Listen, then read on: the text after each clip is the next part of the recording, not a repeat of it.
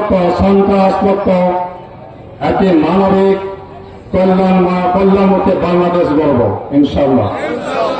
সুদ ঘোষ বন্ধ হবে। অফিস আদালতে মানুষ ঘুষের তাণ্ডবের কারণে কাজ করতে পারে না। ভূমি বুঝে জমি খারিজ করতে যাবেন, প্রশ্ন হলে কাজ হবে না, এটা বন্ধ হবে ইনশাআল্লাহ। বাংলাদেশের 1,500 ছাত্র, কৃষক, শ্রমিক, শিশু জীবন দিয়েছিল একটি নতুন বাংলাদেশ পাওয়ার জন্য। তারা যে কারণে জীবন দিল, যে নতুন আকাঙ্ক্ষা, উই ওয়ান্ট জাস্টিস, সুবিচার চাই। জামাত ইসলামী 24-এর এই শহীদদের যে চেতনা সেটাকে বাস্তবায়ন করতে চাই, ঠিক করে বলেন আপনারা। যার কারণে বাংলাদেশের 5টি প্রধান বিশ্ববিদ্যালয়ের ছাত্র ছাত্রীরা বাংলাদেশ ইসলামী ছাত্র শিবিরকে ওই ছাত্র সংসদে নির্বাচিত করেছে ব্যাপক ভোটের ব্যবধানে, ঠিক কিনা?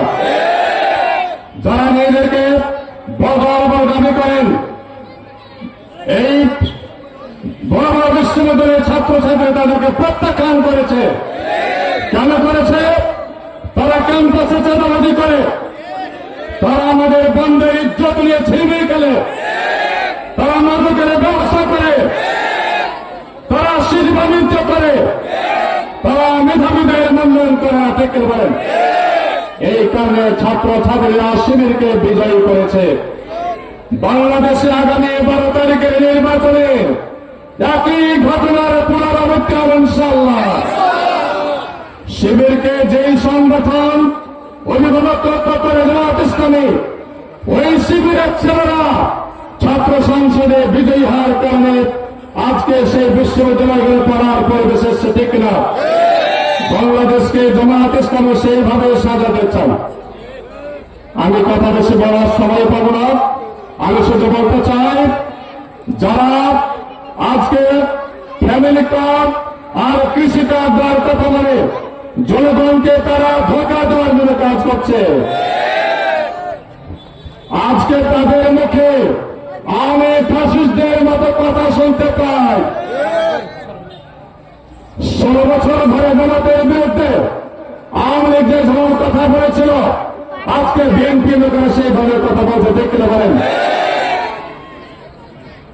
তাদের নেতা বলছে একজন গেছে দিল্লি, আরেকজন যাবে দিল্লি, কাকে বুঝেছেন জানি না, তবে তিনি লন্ডন যাবেন, ঠিক কিনা বলেন।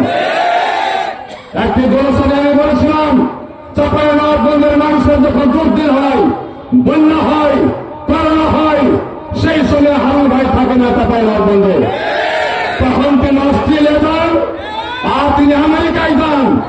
তিনি একথা স্বীকার করে পরে জবাব দিয়েছেন, অস্ট্রেলিয়াতে তার মেয়েরা থাকে এবং আমেরিকা তার ছেলে থাকে, আমি দেখতে যাব না। তার মানে তিনি স্বীকার করেছেন বিপদের দিনে তিনি চাঁপাইনবাবগঞ্জে থাকেন না, ঠিক করে বলেন। আর বিদেশে তারা বাড়ি করেছে, সেগুলো কথা আর বলতে চাচ্ছি না।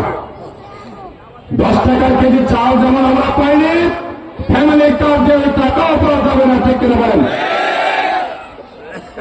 তিনি বলছেন, আমার মিসেস বলেছেন যে জামাতের মেয়র কিছু করেনি।